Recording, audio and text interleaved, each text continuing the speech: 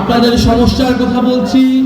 আমাদের জুলাই গণ অভ্যুত্থানে যেই স্বপ্ন নিয়ে তরুণ সমাজ রাজপথে নেমে এসেছিল, আমাদের শহীদ ভাইয়েরা জীবন দিয়েছিল, সেই স্বপ্নের কথা, সেই আকাঙ্ক্ষার কথা আমরা বলছি।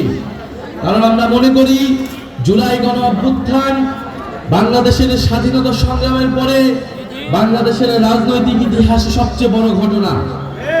একটা ফ্যাসিস্ট সরকার, যেই সরকার 16 বছর ধরে বাংলাদেশের মানুষকে নির্যাতিত করেছে, বাংলাদেশের বিরোধী রাজনৈতিক নেতাকর্মীদের খুন করেছে এবং বাংলাদেশের জনগণের অধিকারকে হরণ করেছে, সেই সরকারের বিরুদ্ধে সাধারণ ছাত্র জনতা নেমে এসে গণ অভ্যুত্থান ঘটিয়েছিল। এই গণ অভ্যুত্থানের কতগুলো দাবি ছিল। এই গণ অভ্যুত্থানের অন্যতম প্রধান দাবি ছিল, যেই ফ্যাসিস্ট সরকার, যেই ফ্যাসিস্ট বাহিনী এই ধরনের হত্যাযজ্ঞ করেছে, 16 বছরে মানুষকে নির্যাতন করেছে, অনেকগুলো গণহত্যা করেছে, মানুষের টাকা লুট করেছে, সেই ফ্যাসিস্ট সরকার এবং তার বাহিনীর বিচার করতে হবে। আমরা শেখ হাসিনা সহ আওয়ামী লীগের যারা বিভিন্ন সন্ত্রাসীরা রয়েছে, তাদের বিচারের দাবিতে আমরা রাজপথে নেমেছি এবং দেশব্যাপী সংস্কারের দাবিতে আমরা নেমেছি এবং একটা নতুন সংবিধানের দাবিতে আমরা নেমেছি। এই নতুন সংবিধানের জন্য আমাদের একটি গণপরিষদ নির্বাচন লাগবে।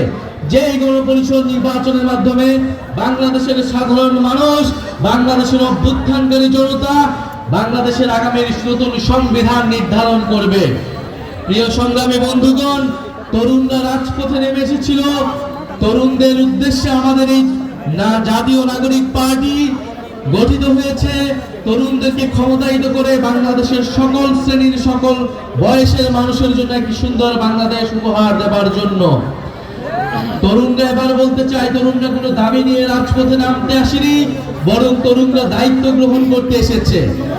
এবং আপনারা যারা মুরব্বীরা রয়েছেন, আমাদের মা খালারা রয়েছেন, আমাদের চাচার বয়সীরা রয়েছেন, আপনারা আমাদের অভিভাবকত্ব গ্রহণ করবেন, জাতীয় নাগরিক পার্টিকে পরামর্শ দিবেন। জাতীয় নাগরিক পার্টি সাধারণ মানুষের, নাগরিকের অধিকার আদায় এবং মর্যাদার জন্য কাজ করবে। প্রিয় নেত্রকোনাবাসী, আমরা বলেছি এই মুজিববাদ এবং এই যে ভারতীয় আধিপত্যবাদের বিরুদ্ধে বাংলাদেশের যে সংগ্রাম শুরু হয়েছে, বাংলাদেশপন্থী, বাংলাদেশের স্বাধীনতা, সার্বভৌমত্ব এবং আঞ্চলিক অখণ্ডতা রক্ষার জন্য, মানবিক মর্যাদা নিশ্চিতের জন্য জাতীয় নাগরিক পার্টি কাজ করে যাবে। আমরা জানি নেত্রকোনায় হাওর বাওয়ারের অধ্যুষিত এলাকা, নেত্রকোনায় বন্যা সমস্যা রয়েছে, জলবায়ু পরিবর্তনের প্রভাব রয়েছে এই নেত্রকোনায়। নেত্রকোনায় শিক্ষা সহ স্বাস্থ্য ব্যবস্থার বেহাল দশা রয়েছে, কর্মসংস্থানের অভাব রয়েছে। আমরা একটি জনকল্যাণমুখ রাষ্ট্র তৈরি করতে চাই, যেখানে মানুষের শিক্ষা, স্বাস্থ্য এবং কর্মসংস্থানের অধিকার নিশ্চিত হবে।